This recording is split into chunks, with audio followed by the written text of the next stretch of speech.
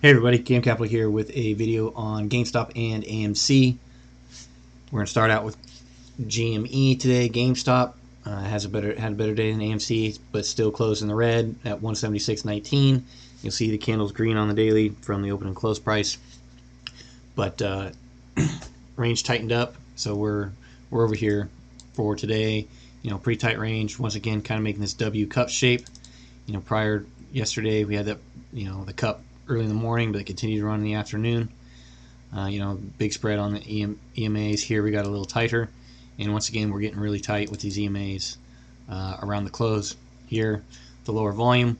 One thing that I was looking at here as well, I didn't have this drawn right now, but if we take the high and low of the move just from Friday this week, you see that we went below the 50 fib level, but held the 38.2, and then really today, we used that 50% fib as support and closed just below the 61.8.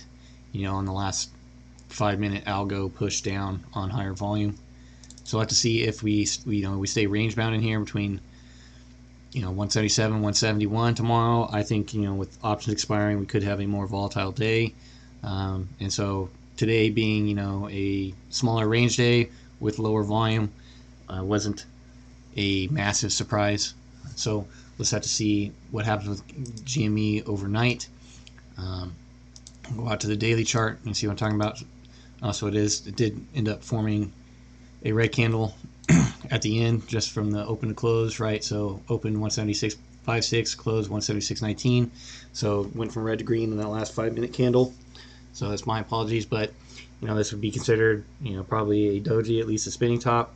So we're kind of sitting here just indecisive the last 3 days. Once we got to this top resistance line, overhead resistance, but still, yesterday we bumped off the 9 EMA. Today we didn't get down into it. So we are still uptrending here. Excuse me, but it is looking like this line of resistance is holding. But you can see tomorrow, each day that goes on until next Wednesday, we're getting closer and closer to the point of this triangle, and we're going to break out one way or the other. So I think tightening up is not a terrible thing right now.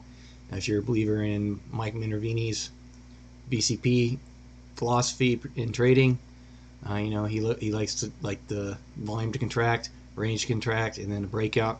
And usually, he plays cups and handles, but same case holds for pennants, flags, bull flags, bear flags in either direction. So we'll have to see if we can get some fireworks for Friday. Let's go look at the weekly chart. See pretty green candle on the weekly chart as it stands right now. And from a weekly standpoint, if this doesn't look like crap, pretty. See if how close we are to an engulfing candle. So yes, an engulfing candle right now on the weekly as it stands.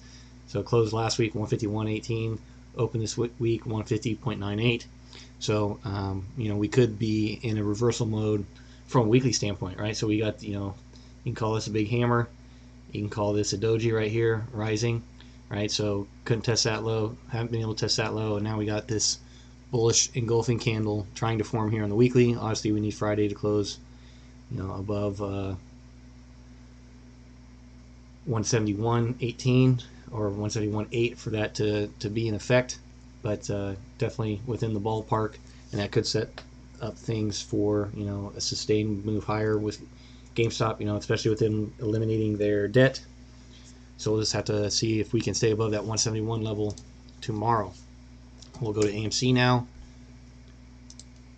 go back out to the 5-minute chart, and you see kind of right away couldn't reclaim the moving averages and sold off, right? So this is pretty typical play when stocks are about to roll over, and you have the 200 above. So here we had the 50 acting as resistance yesterday, and then we got that retest of the 200, right? So pre-market of the 200, not entirely a big deal, but get really tight. So we have all the moving averages real tight right into the open. You can call this downward momentum, especially considering from yesterday's price, right? So if we did a fib level from yesterday's high open, we're basically sitting right at the 50 fib level, right? So the 50, just a solid retracement spot. Can't push it through, so you extend the move down, and you can see here kind of the 100, 127 held, and we get to 168. So that fib level is actually pretty solid for today on the move lower, but couldn't reclaim the moving average right off the bat. Doji right below the 9, and continues selling off, selling off, selling off. And then we get a hammer here down at 10.1. I've seen several different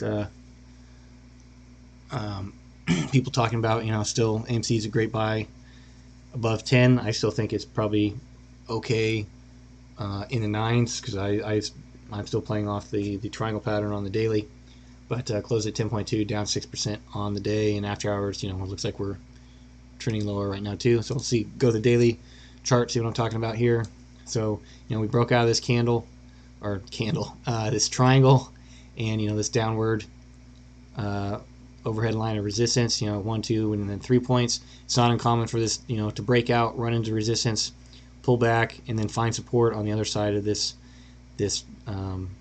support resistance line. So if that happens, we could get all the way down into the mid 9s. So a move lower still is not going to surprise me. Would like to see the 90 EMA here hold on the daily, and that's curling down 22 on the EMA daily. We were able to close above it. It was at 10.17, so close above it by 3 cents. So look to see if we can use that as support tomorrow. If not, we got the 50 right now at 9.47. So at the candle tomorrow, we'll have to see if we get some selling pressure right in the open morning hours, if we'll sell off down to 9.5 and find some support. Let me adjust the volume here, just because I think it'll look better. Get rid of all the volume at the bottom.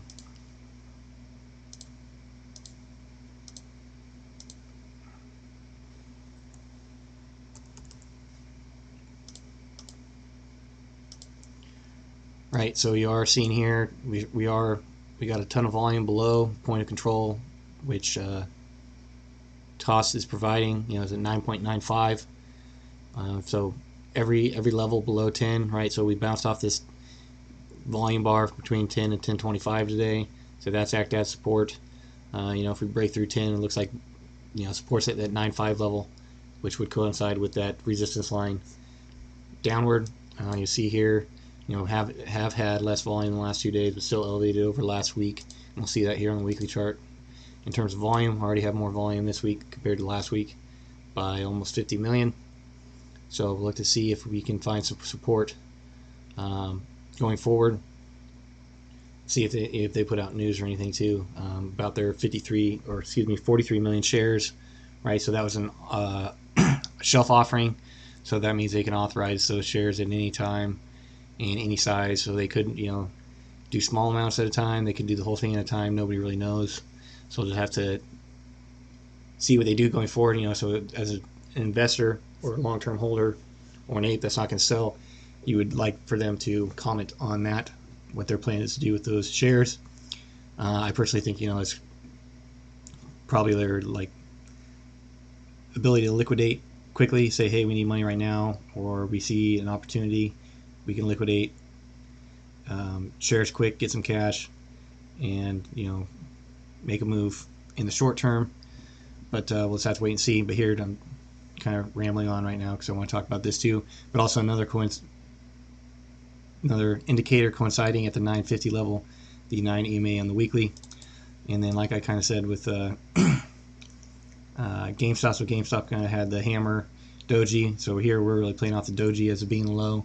So I think if we break back through this resistance line, right? So obviously there's going to be daily stop levels on here, but weekly time frame. So long term, if we fail the triangle, could be back down into the 8s, which would not be ideal. But that is something to think about too for downturn risk. So that's what I got for you guys on AMC and GameStop. Let me know your thoughts in the comments.